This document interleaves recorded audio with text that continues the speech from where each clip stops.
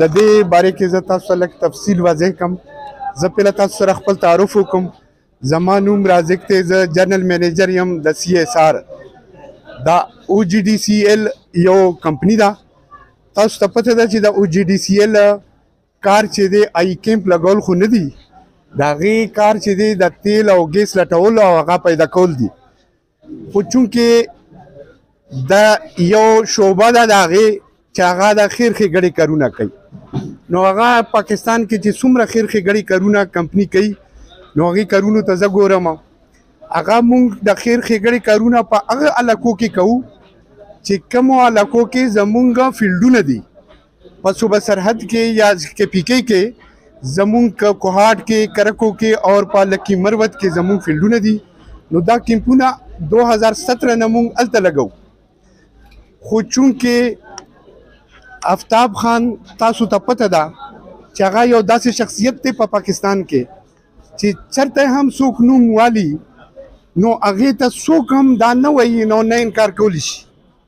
دغې د عهدو باندې پاتې شوی د فیډرل ګورنمنټ، حیات خان د پټرولیم منسټر پاتې شوی دی.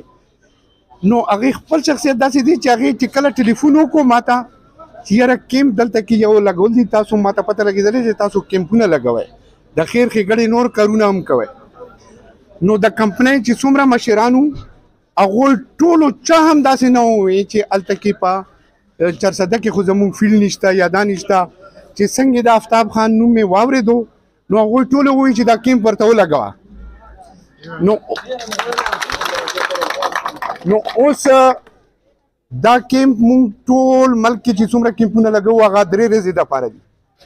خو دلته کې چې ما مریضانو کتل، زه چې پیله رالم نو هغه خو سهار نه زما خویندې، زما مشران، هغه دومره خلک ولاړو چې مونږ خو حیران پاتې شو. نو مونږ اوس د دې شفا والا ته ما دلته کې ووې چې که 3 ورځې نه چې څو پورې مریضان ختم شوي نه نو هغې ورځې پورې دا کنټینیو وساته.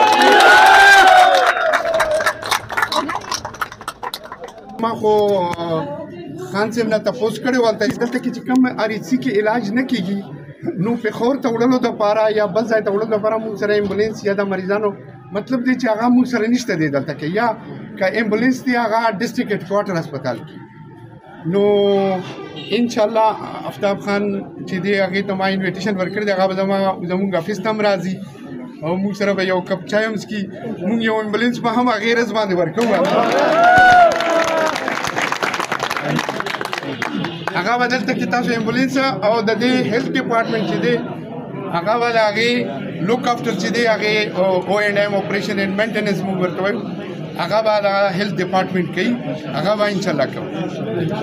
نو دا کمپني چې کومه ده دا وګورئ د خیر ښېګړې دلته کې په چرسده کې یو بلاک دی، نوشیره بلاک موږ ورته وایو. د هغې 0.37 پورشن چې دی هغه په چرسده ضلع کې راځي. نو هغې یو خپلې پیسې راځي، هغه به زه مشران ټول پویوم.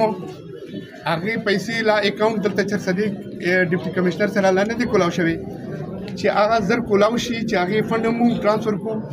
سکندر خان ته خو ما ویلي دي هغه به انشاءالله هم ډپټي کمشنر او د خلکو ته به ووایي د صوبایي حکومت چې کوم خلک دي د هیلث والا یا نور چې کوم ریلیونټ خلک دي هغوی ته ووایي هغه پیسې چې هم راشي نو هغې باندې به هم تاسو دپاره څه نه څه کار دی کوي. هغه زموږ په مرضی باندې نه دی، هغه دلته کې چې کوم مشران دي مینې هغه د هغې په مرضی باندې هغه پیسې به هم انشاءالله رالېږو.